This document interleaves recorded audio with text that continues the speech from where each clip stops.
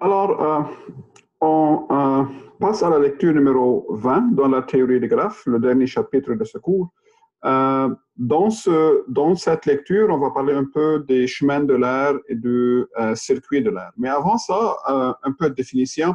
Comme vous avez remarqué, la théorie des graphes est basée sur un très grand nombre de termes, de définitions qu'il faut savoir avant de pouvoir faire n'importe quoi. Euh, donc, étant donné un graphe G, disons un graphe comme ça, ça c'est un graphe.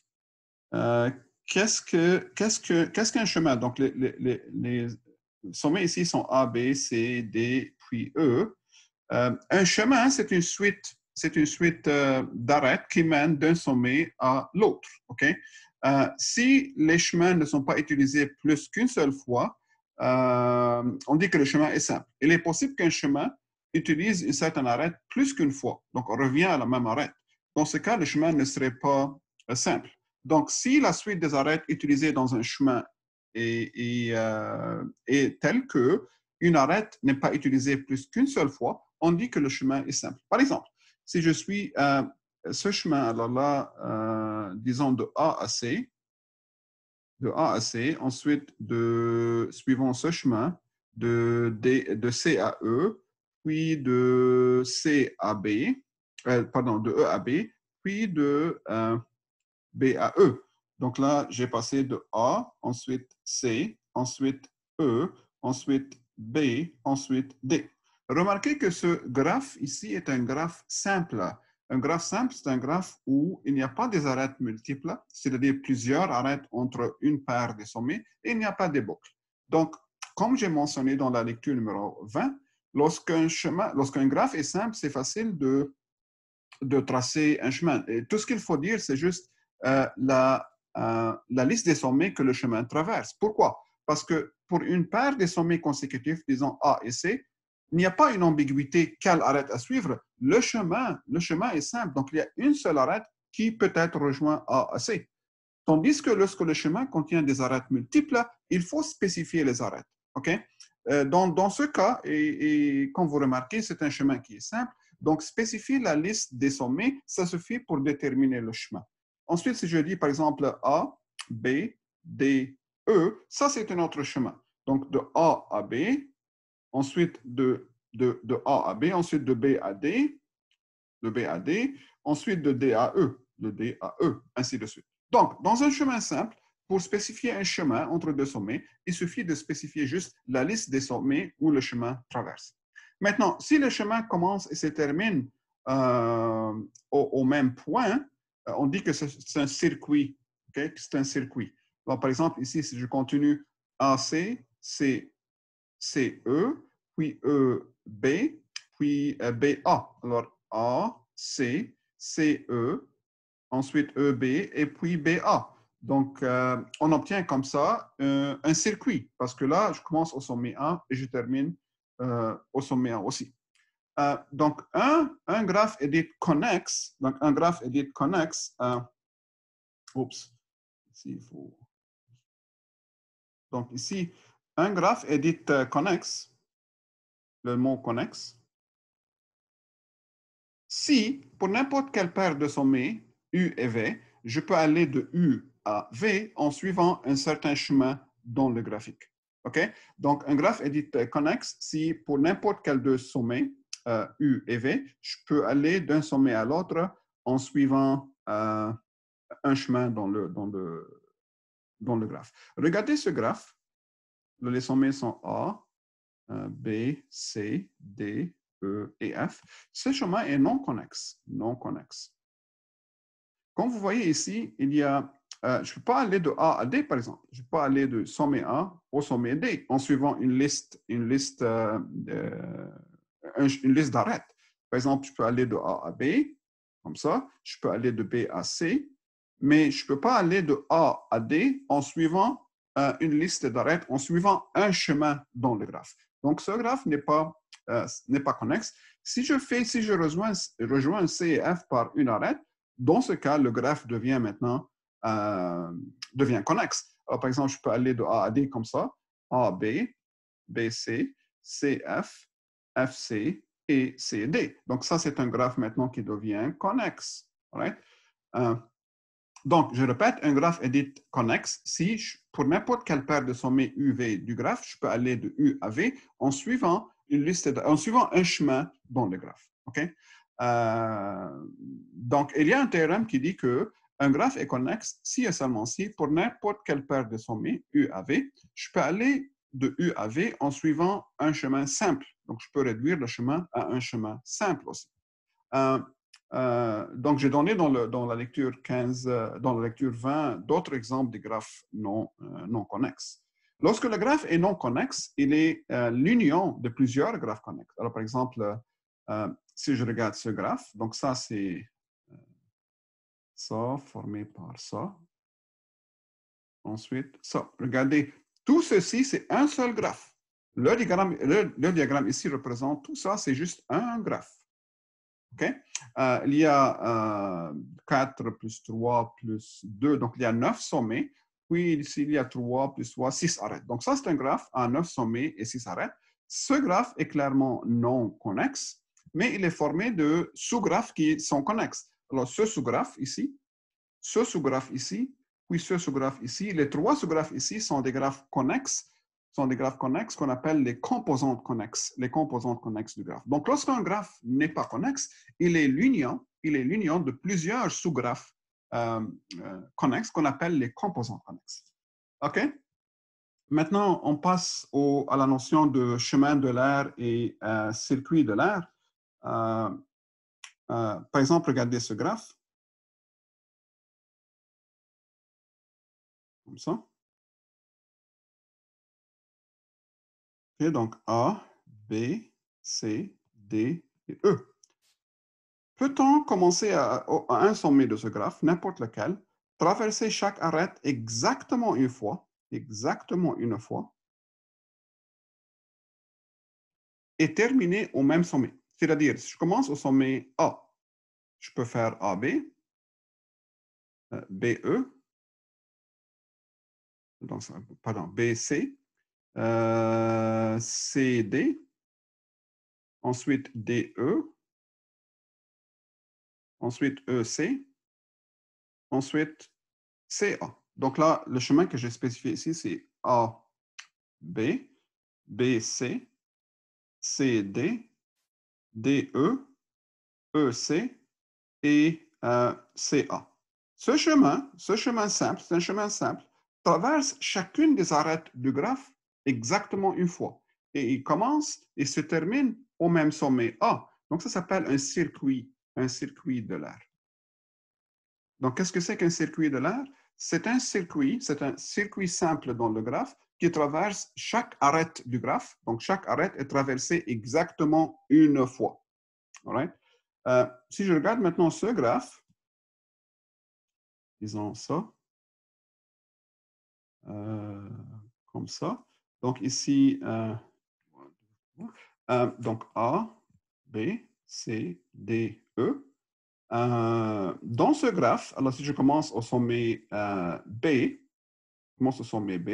je peux faire BD, DE, EB, BA, AC et CD. J'ai traversé toutes les arêtes de ce graphe exactement une fois. Donc, chaque arête est traversée exactement une fois, mais je n'étais pas capable de revenir au sommet B. Donc, j'ai commencé au sommet B, traversé chaque arête du graphe exactement une fois, sans revenir au sommet B. Et ça s'appelle un chemin de l'air non fermé. Ou tout simplement, parfois, on dit un chemin de l'air. Donc, il y a deux notions ici.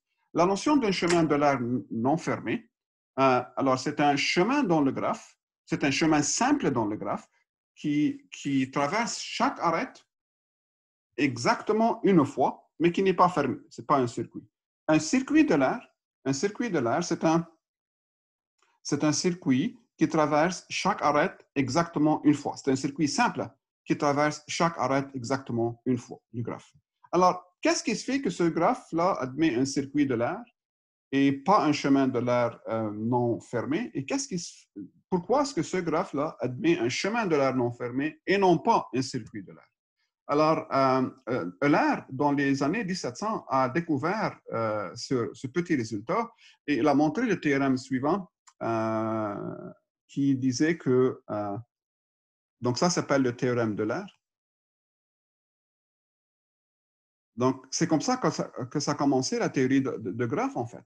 Alors, ici, on suppose que G est un graphe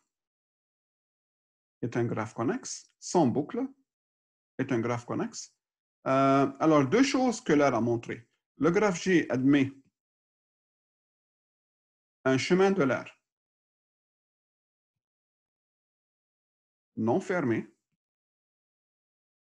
si et seulement si G a deux sommets de degré impair. Ici, il faut dire A exactement deux sommets de degré impair. All right? De plus, Euler a montré que lorsqu'on a exactement deux sommets de degré impair, un chemin d'Euler non fermé doit commencer à un de ces sommets de degré impair et doit se terminer à l'autre. Donc, ne perdez pas le temps à essayer de tracer un chemin d'Euler qui ne commence pas par un de ces sommets de degré impair. Okay? Donc, ça, c'est une suite de ce théorème. Et deuxièmement, G admet un circuit d'Euler, si et seulement si le degré de chaque sommet est pair pour tout sommet,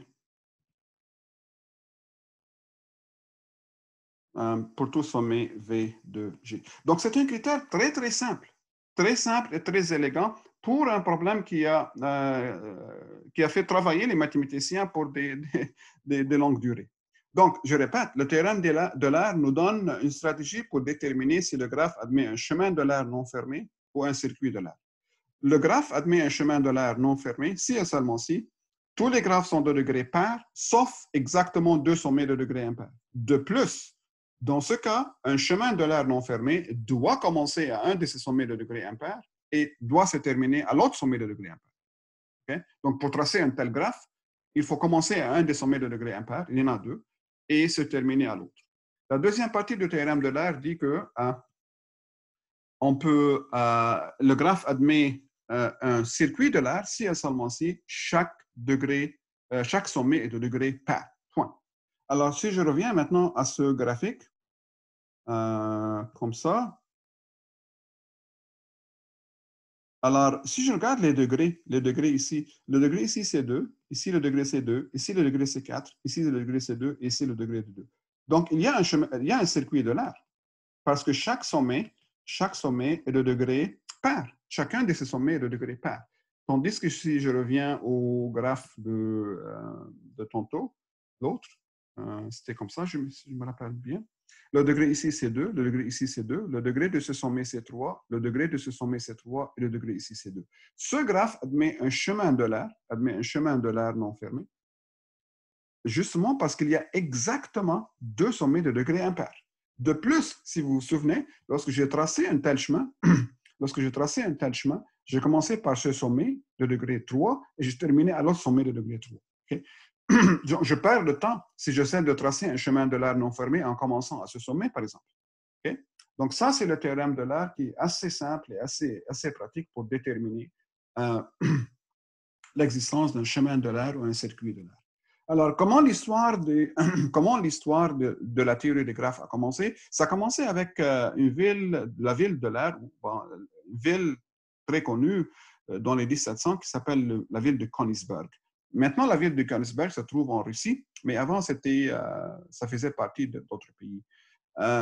Donc, ici, la ville est divisée en deux rives et deux îles. Donc, dans la ville, il y a deux îles et puis il y a deux rives. Donc, rive nord et rive sud. Et puis, il y a deux îles, A et B. Et donc, ici, dans chacune des rives vivaient les membres, dans chacune de ces deux îles vivaient les habitants de cette ville. Il y a 4 quartiers dans la ville. Puis, les quartiers sont rejoints par des pans. Donc, il y a des pans qui rejoignent chaque quartier, comme ça, disons. Donc, les gens se promenaient dans cette ville et, en suivant les pans. Et ils se demandaient, est-ce que je peux commencer dans un quartier, c'est-à-dire dans une île ou dans une rive, traverser chaque pont exactement une fois et revenir à l'île de départ, ou bien au quartier de départ. Donc, Euler est parvenu avec cette méthode brillante pour résoudre ce problème. Euler a créé un graphe G dans les sommets. Donc, les sommets sont les quatre quartiers. Les quatre quartiers. Il y a quatre quartiers.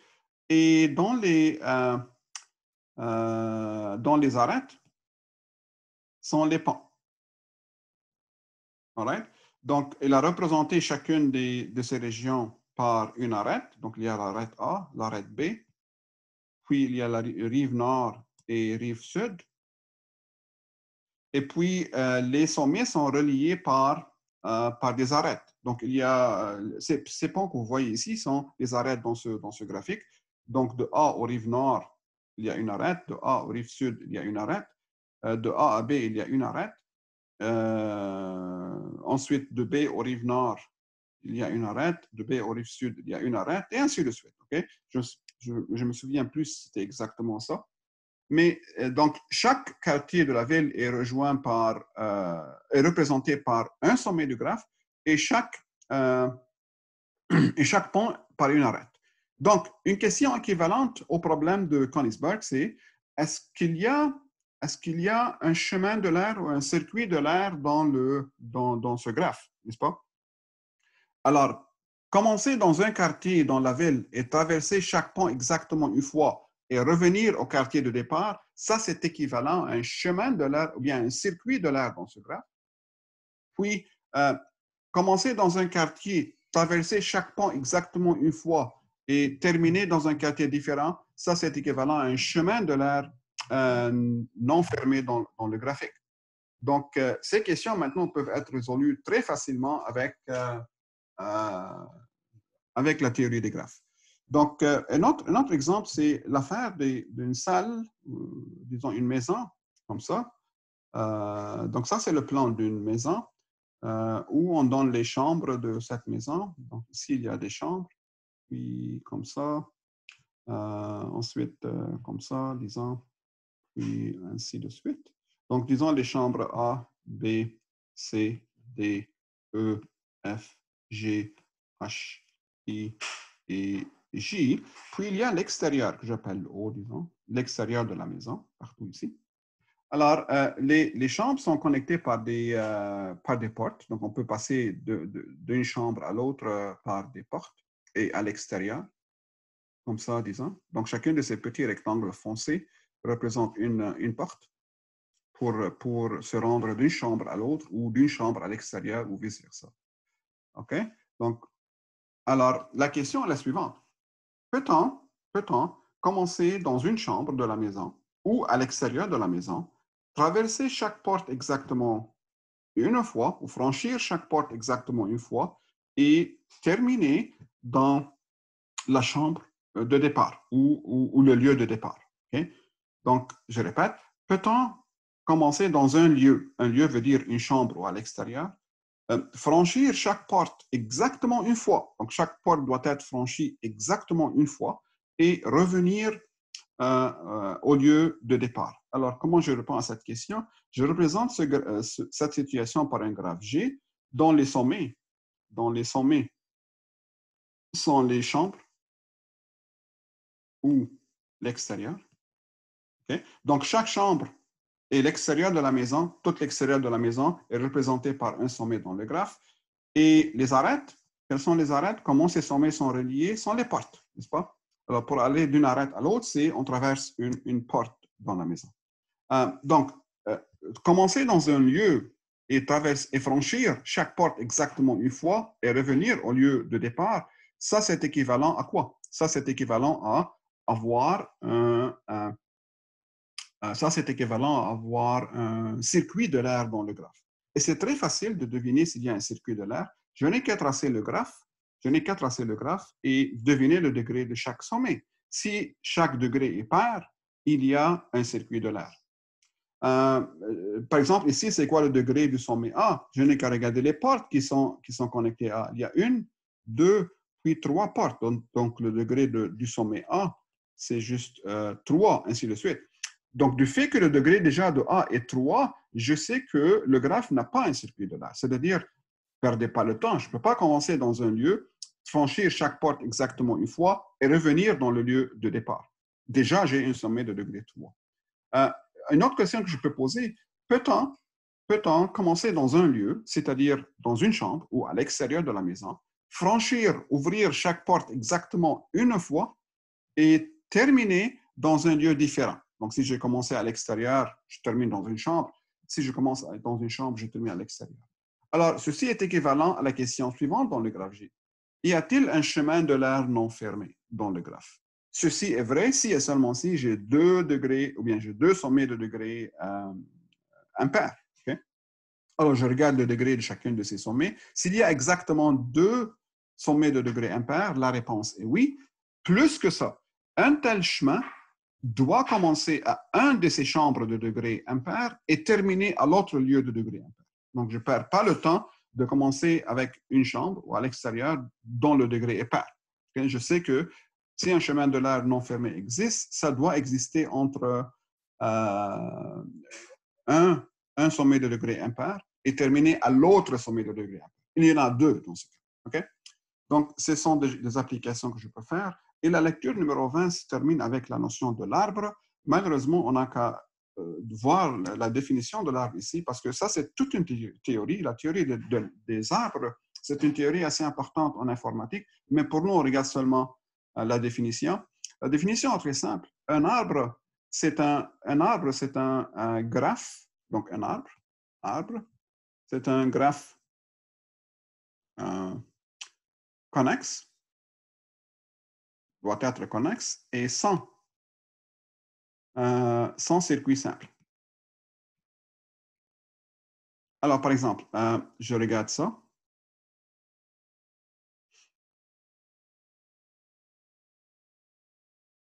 Est-ce que ça, c'est un arbre?